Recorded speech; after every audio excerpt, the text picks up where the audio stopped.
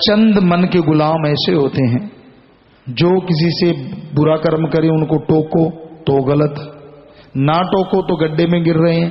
संतों का काम तो किसी को दलदल में गिरते देख के रोकना ही है। फिर कहते व्याख्या क्यों कर दी, ये तो हमारे पे, ये तेरे पे, ये फलां पे, ये धिंकड़ पे, सब पे ही है जो बुरे कर्म करते हैं। संत कोई डरते थोड़ा ही ना है। आप सुन रहे हो, आप में किसी में बुराइयां हैं, आपको लग रहा है कि ये मेरे पे, तो 100% तेरे पे है, इसमें कोई दो राय थोड़ा ही ना है। अगर आप सही हो फिर आप पे व्याख्या का तो कोई मतलब ही नहीं है, फिर भी व्याख्या आप पे ही है, क्योंकि फिर भी आपकी आत्मा का भला होगा ही होगा। ये तो होता ही नहीं कि संत पीर फकीर सत्संग करें और उसका असर ना हो। हर किसी पे उसका असर रहता है। गुनाहगार अपने गुनाहों को सोचता है, हाँ भाई मैंने ऐसा किया, पर लोग जब मालिक में तलाश निकालने लगते हैं ना, वो मुंह की खाते हैं और सारा घर परिवार बर्बाद हो जाता है। क्योंकि आवाज करने वाले को जब इंसान गुनाहगार या बुरा कहने लगता है तो उसका खुद का बुरा लाजमी होता है। तो इंसान को कभी किसी को बुरा नहीं कहना चाहिए, और उस राम अल्लाह को तो हरगिज नहीं, क्योंकि वो वाहिगुरु अल्लाह राम गौड़ खुदा रब तो दोनों जहां का मालिक है। हम तो खाकसार चौकीदार आपके जूतों में बैठने को तैयार, हमें कोई ऐसी मान बढ़ाई नहीं, ना कोई ऐसा अहंकार है, हम तो आपके सेवादार हैं।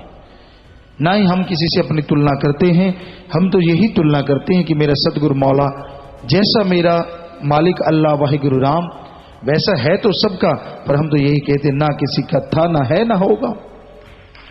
हमें तो तुलना करनी नहीं आती किसी से भी।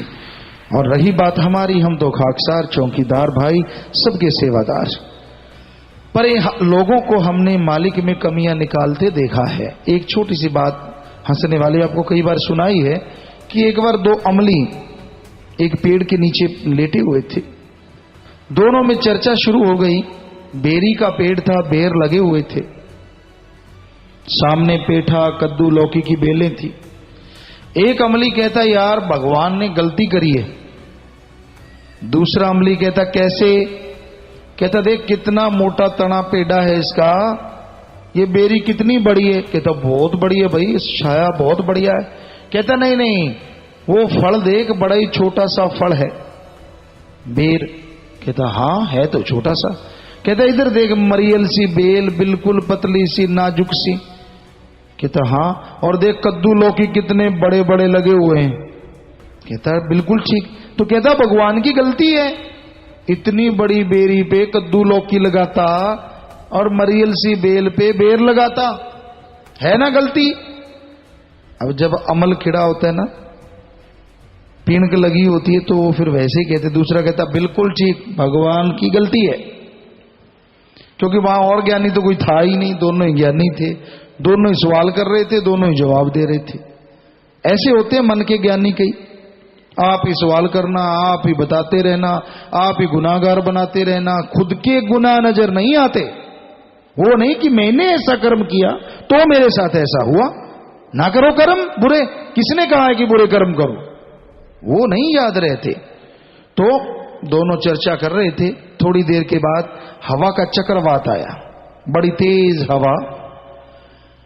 तो जो अमली कह रहा था भगवान की गलती है, वो कहता यार बात सुन।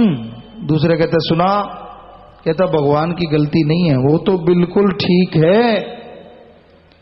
कहने लगा क्यों, अब क्या हुआ?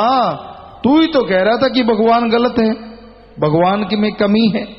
कहता नहीं नहीं नहीं नहीं नहीं नहीं, भगवान में कोई कमी नहीं है। अगर भगवान की गलती अपा मान लेते तो भाई अभी अभी हवा का चक्रवात आया था ना बाप बरोड़ा। कहता आया था।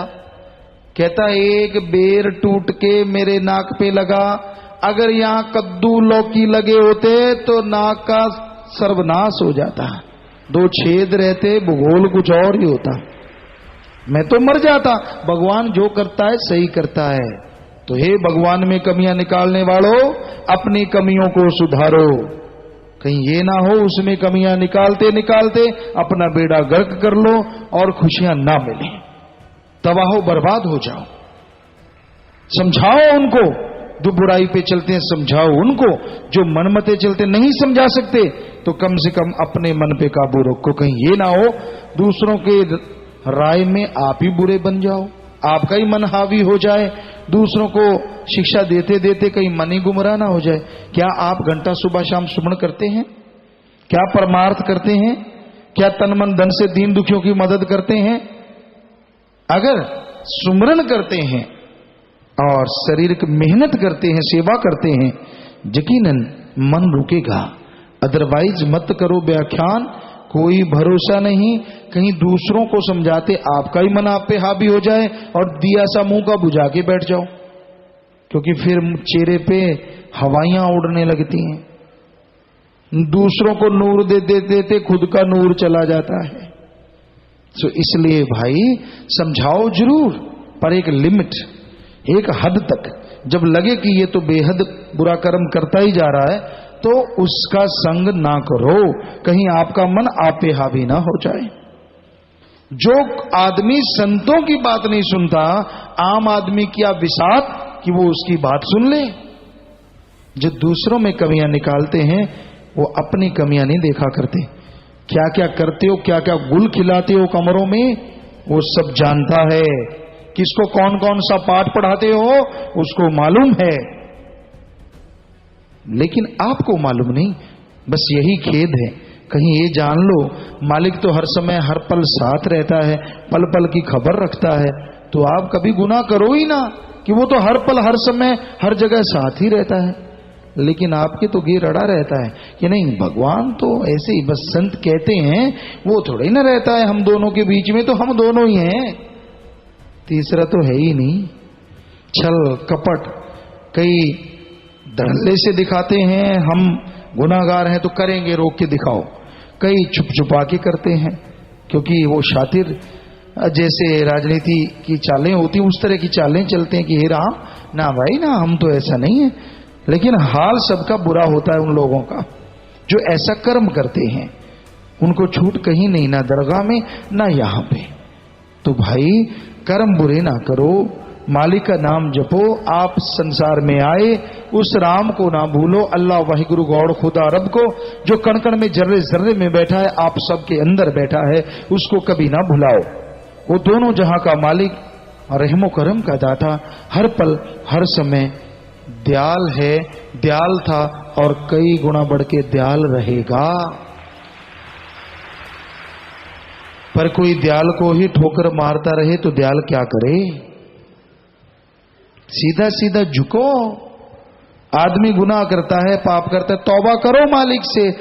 बीच में ये क्यों करते हो कि अपने आप को सही साबित करने के लिए तरह तरह की दलीलें देते हो? सीधी सीधी आदमी गलतियां करता है और सीधा सीधा कबूल कर ले और सीधा सीधा मालिक का नजारा मिलना शायद जल्दी शुरू हो जाए।